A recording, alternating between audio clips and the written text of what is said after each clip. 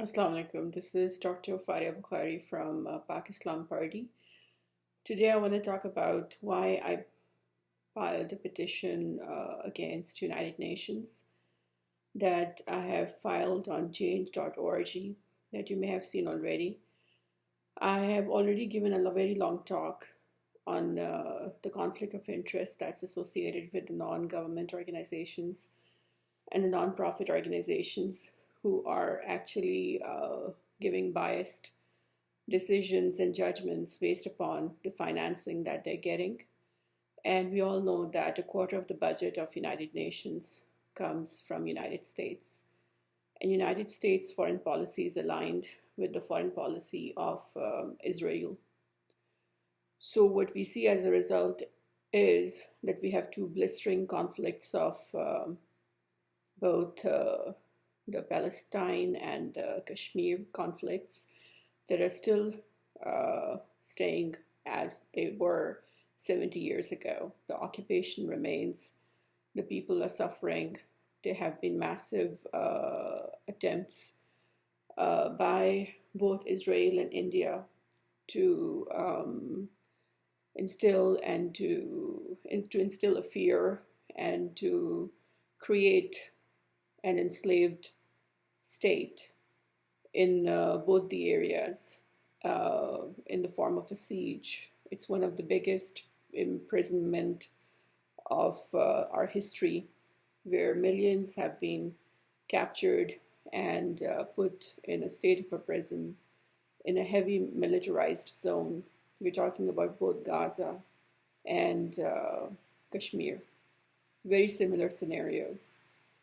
So 70 years since the inception of, actually more than that, since the inception of United Nations, and 70 years since the creation of these two conflicts.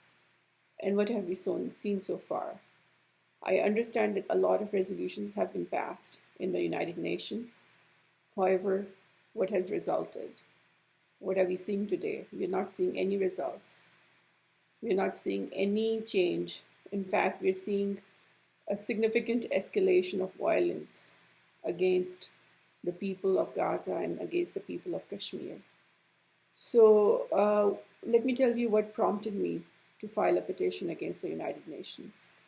I watched the debate by Nikki, who is our current US ambassador to the UN, who was trying to create a campaign to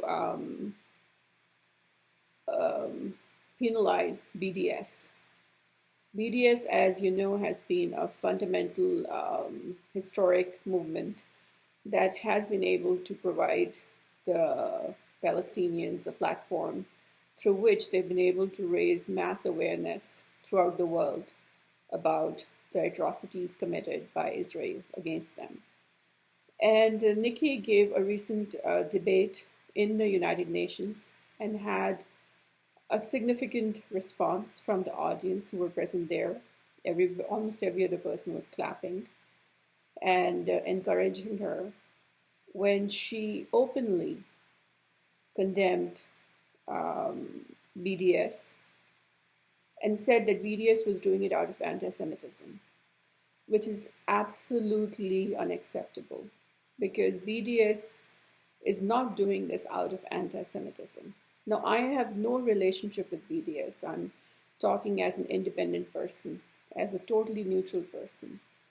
But this kind of an attitude coming from a humanitarian organization, one of the leading humanitarian organizations like United Nations, that's supposed to be the platform for those against whom a genocide has been committed. I can't even understand.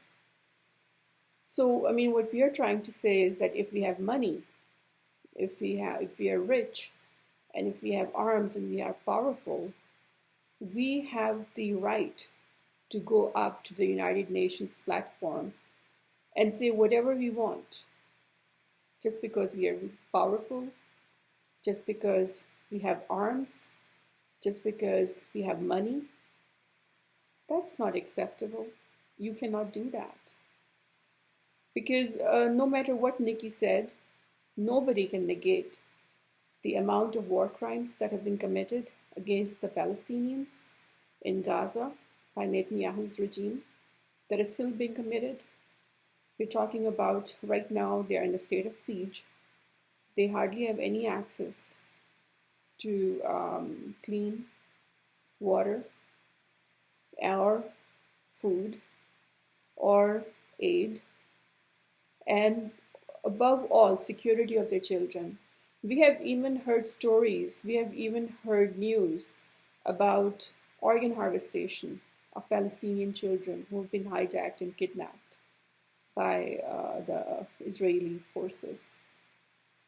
In the same scenario, India, who is one of the biggest military partners of Israel, currently the ATM machine of Israel, buying most of its arms from Israel, billions of dollars worth of arms, is committing the same atrocities, the same brutalities against the Kashmiri kids in the valley of Kashmir. Same kind of a scenario, an occupation. We have 700,000 soldiers stationed in Kashmir for now 70 years, one of the most militarized prisons of the world, where we have talked about extrajudicial killings, where we have talked about kidnappings, we have talked about physical, sexual, mental harassment. And this has been going on for years and years, and now it has kind of escalated into a state of a volcano. It is erupting, and nobody wants to talk about it. United Nations, above all, does not want to talk about it. So when you stay quiet and you stay silent, when in response to so much of atrocities, you're technically an accomplice, especially when you were supposed to talk about it. So I think the debate by Nikki in the United Nations prompted me to file this petition. And I am sending this link. It is attached. Kindly sign this petition. It's on change.org. And if this petition does not go through, and if United Nations does not take a meaningful stance against these ongoing genocides, both in Gaza and in Kashmir, then my next step would be to file a lawsuit in the US court against United Nations based upon their financial conflict of interest. They're having biased judgments.